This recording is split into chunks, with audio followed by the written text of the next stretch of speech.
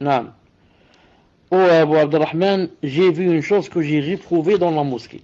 Une chose qui ne m'a pas plu et que je proscris. Naam. Mais louange à Allah, je n'ai vu que du bien. Ensuite, l'autre lui a demandé qu'est-ce que tu as vu. Il a dit j'ai vu dans la mosquée des petits cercles de gens qui attendaient la prière. Et au milieu de chaque cercle se trouvait un homme. Abdelaziz Afish, barakallahu fik. Et au milieu de chaque cercle se trouvait un homme. Ils avaient dans les mains de petits cailloux. Et l'homme leur disait, l'homme qui était au milieu, qu'est-ce qu'il leur disait? Célébrez 100 fois la grandeur d'Allah. Dites 100 fois Allahu Akbar, Allahu Akbar. Et il le disait 100 fois. Célébrez 100 fois l'unicité d'Allah. Dites 100 fois La ilaha illallah, La ilaha illallah. Il le faisait 100 fois. Dites 100 fois gloire et pureté à Allah, Subhanallah, Subhanallah. Et il le disait 100 fois. Ibn Mas'ud dit, et que leur as-tu dit? Qu'est-ce que tu leur as dit? Il répondit, je n'ai rien dit en attendant ton avis et ton ordre. Non, je ne leur ai rien dit en attendant ton avis et ton ordre. Cette phrase, je ne leur ai rien dit en attendant ton avis et ton ordre, c'est pour vous dire que quand il y a un savant, nous, on lui expose le cas. Et ce n'est pas nous qui jugeons et on va faire ce qui nous passe par la tête. Tant qu'il y a un savant, c'est lui qui décide. Qu'est-ce que tu leur as dit? Je n'ai rien dit. J'attends ton avis et ton ordre. C'est toi le savant, c'est toi Abdullah ibn Mas'ud, ce n'est pas moi. Moi, je ne peux pas tirer des choses de ma tête. Alors Abdullah ibn Mas'ud lui a dit, pourquoi ne leur as-tu pas dit de compter leurs péchés au lieu de compter 100 fois la ilaha illallah subhanallah? Pourquoi tu leur as pas dit leurs péchés et tu leur garantis que rien de leurs bonnes actions ne serait perdu? La hikmah. Regardez comment parle Abdullah ibn Mas'ud. Allah ibarak. C'est simple. Pourquoi tu leur as pas dit? Dis-leur de compter combien ils font de péchés par jour. Ce serait mieux. Et tu leur garantis que leurs bonnes actions, Allah Ta'ala ne va pas les perdre. Elles ne seront pas vaines. Elles sont écrites. Naam. Taïb. Il répondit, il a dit, puis il se mit en route jusqu'à s'arrêter devant un de ces cercles et leur dit, que faites-vous? Que faites-vous? Ils dirent, ô Abu Abdurrahman, ce ne sont que de petits cailloux avec lesquels nous comptons nos célébrations de grandeur, d'unicité et de gloire. Alors que faites-vous là avec ces cailloux? Ô Abu Abdurrahman, ce ne sont que de petits cailloux avec lesquels nos célébrations de grandeur, d'unicité et de gloire. Nous comptons, Allahu Akbar, Subhanallah, La ilaha illallah, c'est tout. Et des petits cailloux, ce n'est rien, c'est juste de petits cailloux. Ils n'ont même pas dit des cailloux, de petits cailloux. Ils disaient la chose. De petits cailloux, c'est pas grave. Taïb. Alors, il leur dit, comptez vos péchés. Comptez vos péchés. Et je vous garantis qu'Allah ne fera pas perdre vos bonnes actions. Comptez vos péchés. Et je vous garantis qu'Allah subhanahu wa ta'ala ne vous fera pas perdre vos bonnes actions. Ensuite, il a dit, malheur à vous, ô communauté de Muhammad. Malheur à vous, ô communauté de Muhammad. Comme vous êtes prompt à la perdition. Regardez cette phrase, masha'Allah. Comme vous êtes prompt à la perdition. Combien la perdition, vous tombez facilement devant elle. Vous tombez facilement dans la perdition. Ensuite, il a dit, les compagnons de votre prophète, sallallahu alayhi wa sallam, sont encore nombreux parmi vous. Ses habits ne sont pas encore usés. Et ses ustensiles ne sont pas encore cassés. Subhanallah al-Azim, il leur dit, les compagnons du prophète sallam sont encore présents avec vous, au lieu de leur demander des choses avant de faire des choses, vous inventez comme ça des bilats de votre tête. Regardez le prophète sallam, ça fait pas longtemps qu'il est mort. La preuve, ses habits ne sont pas encore usés. Ces assiettes et ces ustensiles ne sont pas encore cassés. Et déjà vous avez inventé des choses et déjà vous êtes sur le chemin de la perdition. Subhanallah, mais c'est étonné. Ensuite il a dit par celui qui tient mon âme, là il a juré, par celui qui tient mon âme dans sa main, je jure par Allah subhanahu wa ta'ala, c'est-à-dire c'est lui qui tient mon âme dans sa main. Soit vous êtes sur une voie meilleure que celle de Mohammed, soit vous ouvrez une porte de l'égarement. Donc je jure par Allah subhanahu wa ta'ala qu'il n'y a que ces deux choses. Soit vous êtes sur une voie meilleure que celle de Mohammed, car Mohammed n'a pas fait ça, et vous faites ça. Donc vous connaissez l'islam mieux que lui, et vous connaissez la sunna mieux que lui, et vous connaissez la bid'a mieux que lui. Donc ou bien c'est ça, ou bien deuxième alternative, ou alors vous êtes vraiment dans l'égarement. Vous avez ouvert une grande porte de l'égarement. Alors choisissez. Donc, il n'y a pas la première alternative, c'est pas possible. C'est pas possible que quelqu'un soit mieux que Mohammed sallallahu alayhi wa sallam, c'est pas possible. Connaisse mieux que lui le dîn, c'est pas possible. Donc, il veut leur dire par là, vous avez ouvert une porte de l'égarement. Vous êtes dans l'égarement. Les gens de la bid'a ne disent jamais oui et acceptent. Ils ont dit par Allah. Oh, Abu Abdurrahman, nous ne visons que le bien. Nous n'avons visé que le bien. Oh, qu'est-ce qu'on a fait de grave? On a rapporté de l'alcool dans la mosquée. On a rapporté de la drogue dans la mosquée. Qu'est-ce qu'on dit nous? On dit subhanallah, alhamdulillah, la ilaha illallah, Allahu akbar, subhanallah, alhamdulillah, la ilaha illallah, Allahu akbar. Et après, c'est quoi ça? Allah Ta'ala n'aime pas le dhikr. Il n'a pas dit dans le Coran al-dhakirin Allah kathiran wal-dhakirat. Il n'a pas dit encore comme. Et comme ça, plein de versets. Oh, Abu Abdurrahman, qu'est-ce que nous n'avons visé que le bien. On veut le ravissement d'Allah. Allah Ta'ala aime le dhikr. On est dans la mosquée. Alhamdulillah. Des gens sont en train de faire la médisance et je ne sais quoi. Et nous, on est avec subhanallah, alhamdulillah, la ilaha illallah. Alors, qu'est-ce qu'il va leur répondre? Quelqu'un de nous, peut-être, il va dire, ah, c'est vrai, hein. Il ne vise que le bien. Allah Ta'ala regarde ce qu'il y a dans les cœurs. Donc, il va voir que dans leur cœur, ils aiment le bien. Donc, ce sont des gens, masha'Allah. Donc, excusez-moi, c'est moi qui me suis trompé. C'est moi qui me suis trompé, excusez-moi. Vous ne voulez que le bien, donc, vous êtes sur la bonne voie. Écoutez donc la suite. Il leur répondit. Et combien de ceux qui veulent le bien ne l'atteignent pas? Une phrase qu'on devrait écrire en or. Et combien de ceux qui veulent le bien ne l'atteignent pas? Jazakallahu khayran de l'avoir écrit en rouge. Et combien de ceux qui veulent le bien ne l'atteignent pas? La question, ce n'est pas de vouloir le bien ou de ne pas le vouloir. Le vouloir, c'est bien. Mais est-ce que tu as atteint le bien? Est-ce que tu as pris les causes légiférées pour atteindre ce bien? Ou alors, comme j'ai dit tout à l'heure, c'est seulement au niveau du cœur et de l'espérance et des rêves. Non, tu rêves toute la nuit que tu fais le bien, que tu vas faire le bien. C'est pas ça. Le bien que tu veux, est-ce qu'il est conforme à la charia et la sunna du prophète sallallahu alayhi wa sallam? C'est ça l'essentiel.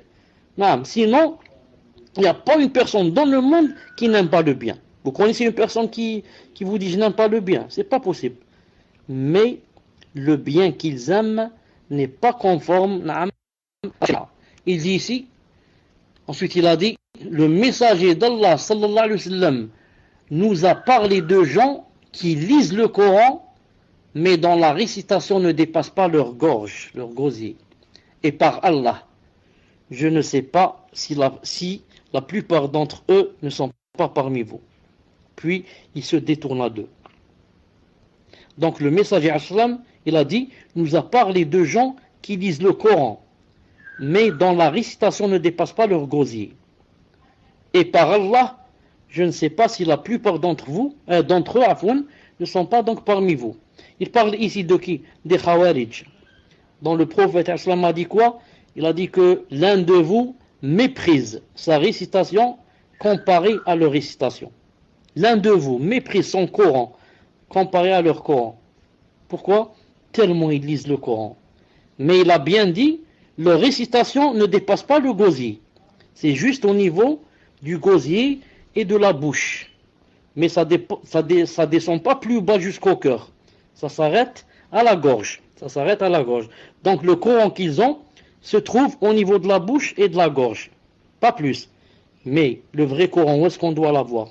On doit l'avoir d'abord dans le cœur. Allah Ta'ala dit dans le Coran, Belhoua, il a dit, Ayatun bayinat fi sudur alladhina utul ilm. Une seconde, je cherche ce verset, une seconde. Ayat bayinat fi sudur alladhina utul ilm. Comment c'est traduit en français, une seconde? Fi sudur, écrit fi sudur, peut-être ça suffit. Fi sudur. Oh, il a donné beaucoup fi sudur là. Alladhina, attendez, j'ajoute alladhina utul ilm. Alladhina. Voilà, belhoua ayat. Regardez ce verset.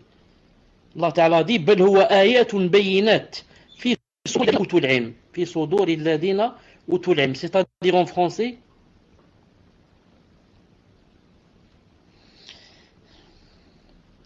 c'est pas ça. Et voilà, il consiste plutôt, on parle du Coran, en des versets évidents préservés dans les poitrines de ceux à qui le savoir a été donné. Donc le Coran, où est-ce qu'il se trouve?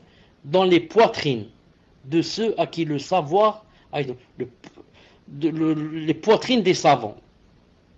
Donc le Coran ne se trouve pas au niveau de la gorge, ni au niveau de la bouche, mais il doit descendre au niveau du cœur. La poitrine ici, c'est le cœur. Non, le cœur. On continue.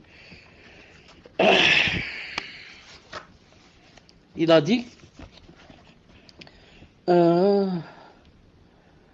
donc le prophète nous a averti qu'il y avait des gens qui lisaient le Coran, ils ne dépasseraient pas leur gosier.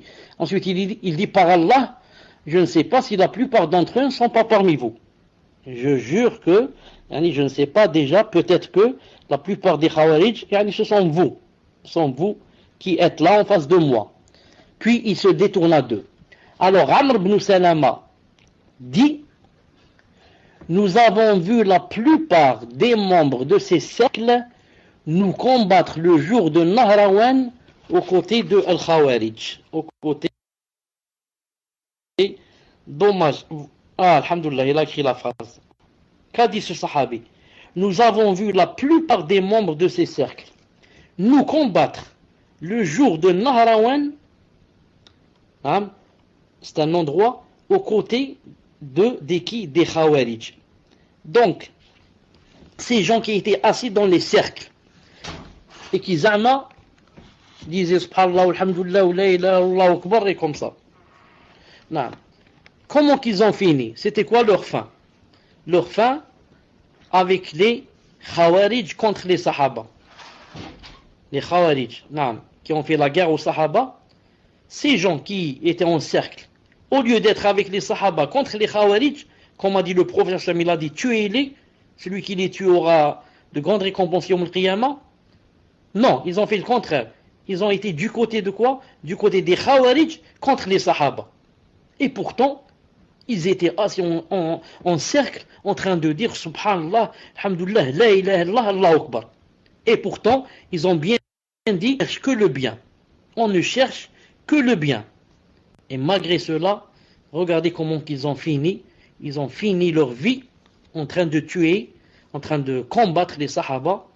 Et bien sûr, Ali ibn Abi Talib a eu la victoire sur eux. Il les a décimés bi'idhnillahi ta'ala. Qu'est-ce qu'on prend de cela? On prend de cela que celui qui fait la bid'a, il devient mubtadi', il ne suit pas la sunna du prophète sallallahu alayhi wa sallam, que toujours il finit sa vie dans la perdition. Il finit sa vie dans la perdition. Allah Ta'ala l'égare et ne l'aide pas, et il finit comme ça, en train de combattre les Sahaba et en train de faire des choses vraiment qui attirent la colère d'Allah subhanahu wa ta'ala. Qu'Allah Ta'ala nous en préserve. Le Cheikh dit, cela montre que vouloir le bien ne suffit pas, car tout acte doit réunir deux conditions: La première condition est qu'il soit voué en toute exclusivité à Allah Ta'ala, la sincérité. Et la deuxième condition est qu'il soit en conformité avec la législation du messager sallallahu alayhi wa sallam. Donc ici, ces groupes-là, qui disaient la ilaha illallah et subhanallah et comme ça en groupe, qu'est-ce qu'ils ont? Un, ils ont la première condition, c'est tout. C'est quoi la première condition? Ils ont dit la sincérité. Ils voulaient faire ça pour Allah subhanahu wa ta'ala. Mais il leur manquait quoi? La deuxième condition qui est quoi? Que la chose soit en conformité avec la législation du messager sallallahu alayhi wa sallam. Or, ce qu'ils ont fait là-bas n'est pas en conformité avec la législation du prophète sallallahu alayhi wa sallam et sa sunna. C'est à l'encontre, ça va à l'encontre.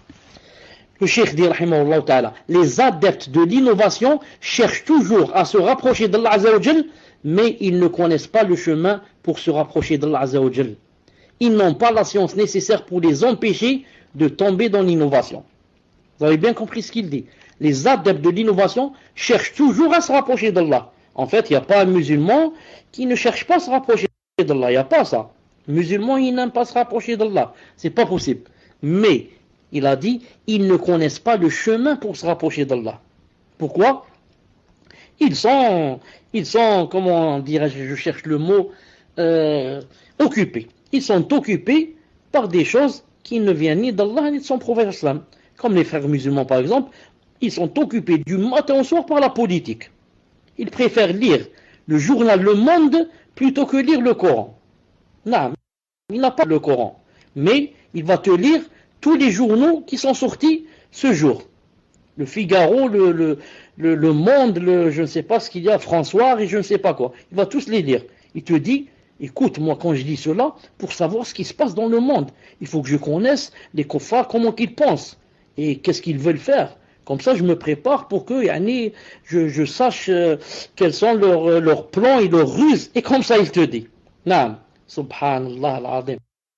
Qu'est-ce qui va se passer? Il va perdre son temps, des années comme ça à lire les journaux. Et après 10 ans, tu lui dis, bon, en fin de compte, combien tu as appris dans le Coran, du Coran? Tu dis, je n'ai rien appris. J'étais enfant, à la madrasa. Mais après cela, je n'ai rien appris. J'ai appris ce qu'il y a dans les journaux, pour savoir ce qui se passe dans la politique. C'est un exemple. Le Tablighi, il n'apprendra jamais le vrai chemin. Pourquoi? Parce qu'il passe son temps à courir de ville en ville et de pays.